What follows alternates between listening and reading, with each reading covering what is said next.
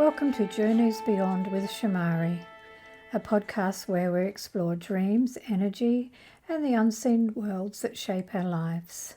I'm Shamarie, and I'm so glad that you're here.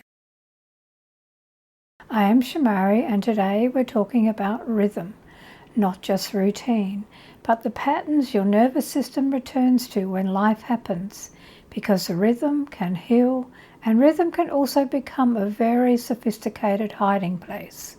So today I want to explore the kind of enlightenment you can actually live. Today I want to talk about rhythm, and not just rhythm as in routine or habit, or the things you do every day because they're on the list. I mean rhythm in a deeper sense, because a rhythm is either a river or a rut. And I think that's something we often miss. A lot of people think rhythm is just about having a practice, having a ritual, being disciplined, doing the right things regularly. But rhythm is doing much more than helping you stay organized. Rhythm is training your nervous system. It's training your mind. It's training your relationships. It's training what your body returns to when life happens. So rhythm can absolutely be medicine, but rhythm can also become a very polished form of avoidance.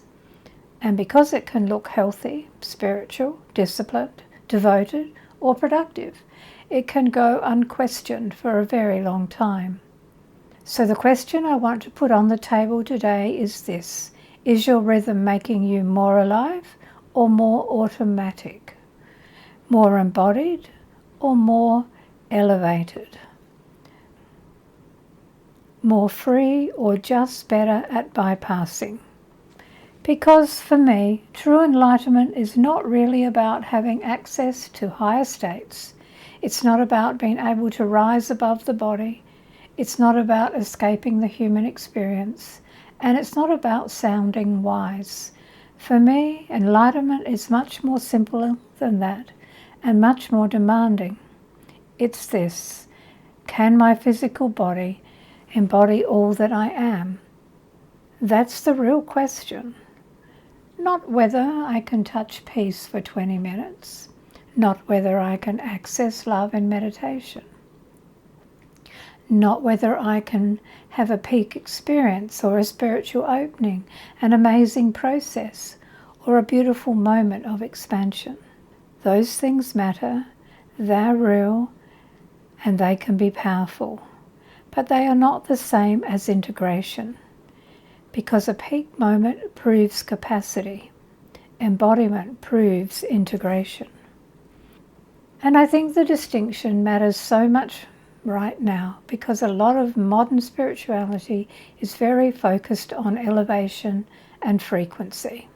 Higher states, higher vibration, manifestation, expansion, bliss, light, breakthrough, opening. And again, I'm not against any of that. But if your nervous system is still running fear, if your relationships are still running distortion, if your body is still carrying the score, if your behavior under pressure still collapses into the old loop, then you're not finished. Not because you're bad, not because you failed, just because the system isn't integrated yet. And that's a very different lens. Because then the question becomes, can you live what you accessed? Can you hold that consciousness when life gets difficult? Can you hold it when grief arrives? When your body is tired? When someone disappoints you? When fear is in the room? When shadows move? When pressure is on? That to me is the real test. Not whether you can reach something, but whether you can live in it. And that's also why I say manifestation is not the measure of enlightenment. Manifestation absolutely matters. Outcomes matter.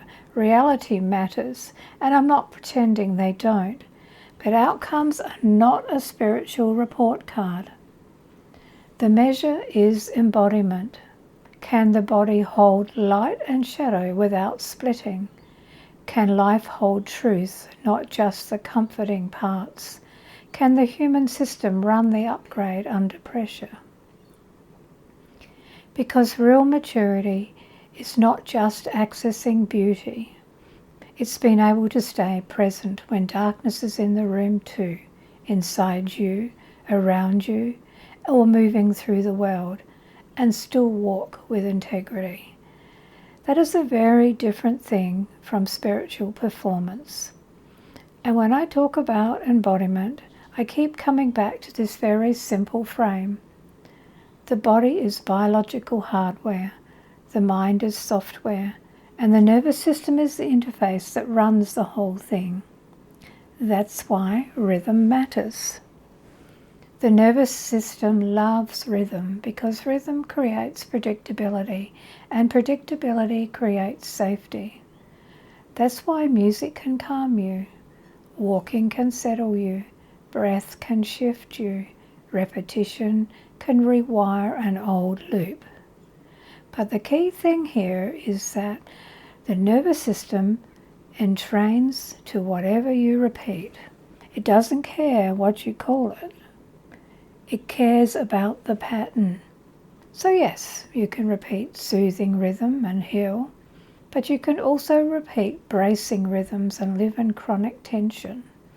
You can repeat numbing rhythms and call it peace. You can repeat performance rhythms and call it devotion. Your system responds to repetition, not the story. And I think this is where it gets very sneaky, because a rhythm can become automatic, and once it becomes automatic, it can become a hiding place. You can do all the right things, you can meditate, you can journal, you can breathe, you can process, you can pull cards, you can speak beautifully about consciousness and healing and light and truth. And underneath all of that, the old protective programs can still be running. That's why I think it's really important to understand the difference between numbness and regulation. Regulation still has feeling. It is not that you feel nothing. It's that you're not hijacked by what you feel. So if your rhythm is regularly producing high states, but your real life isn't changing, your boundaries, your choices, your relationships, your body, your behavior, then that rhythm may be functioning more like an anesthetic than an upgrade. It's soothing discomfort, but it's not necessarily changing the system. And this is also why people get shocked when someone can sound so wise, teach beautifully, hold a spiritual role, and have a lot of insight, and still they do very base, messy, distorted human things. But role is not embodiment. Access to insight is not the same as having the capacity to hold shadow, appetite, power, and accountability in the one body. Human beings compartmentalize brilliantly. One part can run the teacher, the healer, the wise one, the spiritual identity, and another part can still be running entitlement, secrecy, craving, denial, or avoidance. That's not cynicism, it's mechanics, which means spiritual maturity cannot be measured by language, vibes, title, aesthetics, or altered states. It can only really be measured by embodiment. How does someone handle power? How do they handle accountability? How do they handle shadow? What shows up in behavior when no one is watching? That's the measure. And that's why the path I teach is very simple. Center up, bring down, repeat. Central truth. Presence, the real self in the body. Up, insight, clarity, connection. Down, integration into the nervous system, into behavior, into boundaries, into relationships, into daily life. That's the path. And I know sometimes that can make me sound like a taskmaster. But I'm not interested in discipline for discipline's sake, and I'm not interested in making people suffer. I'm not interested in harshness. I'm interested in rhythms that actually change the loop, because old loops are not harmless. They become disease, they become relational charge, they become addiction, they become denial, they become generational recycling. So for me, discipline is not punishment. It's loyalty to a pure path, and that pure path doesn't reject expansion. It just refuses to use expansion as an exit. Because the side steps are always seductive. Everything is perfect. I'm whole. It's all an illusion. And yes, those statements can hold truth in certain states. But they can also be used to avoid truth, to avoid unmet needs, to avoid accountability, to avoid what is actually happening in the body and in life. So a center line path always says, yes, go up, but bring it down. Make it real, make it lived, make it behavioral, make it embodied. And one of the simplest ways I measure whether a rhythm is actually helping is return speed. Because bodies get activated, emotions surge, life happens. So I'm not measuring growth and whether you ever get triggered. That's not the measure. The measure is how quickly do you return?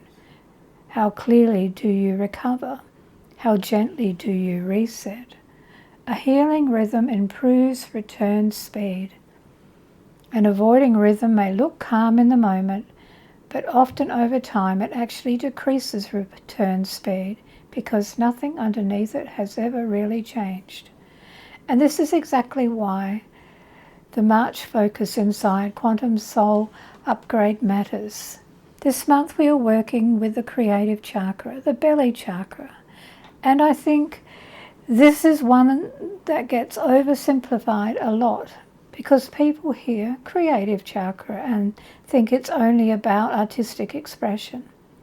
But this center is really about life force, desire without compulsion, pleasure without collapse, creativity without chaos, emotion without flooding, boundaries without shutdown. And without rhythm, the system often swings between extremes. Overdrive, impulse, distraction, chasing more, or freeze, avoidance, numbness, procrastination, disconnection. And rhythm creates the third option, embodied flow, not forced, not performative, not bypass, just real. So I think a very gentle practice for today is to choose one rhythm in your life, a thought, a behavior, a pattern, a ritual, a habit, and ask yourself, what does this give me immediately? What does it cost me over time? Does it bring me into my body or take me out of it? Does it improve my return speed? And what would an upgrade rhythm actually look like in daily life? Because real change actually isn't force. It's pattern replacement, repeated until the body agrees.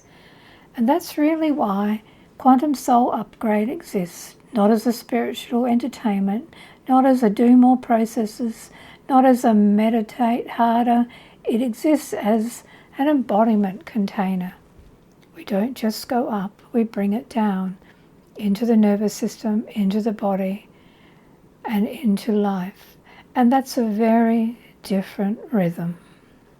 You've been listening to Journeys Beyond with Shamarie. Thank you for sharing this time with me. New episodes are released every Friday. So until next time, keep your energy soft and your journey open.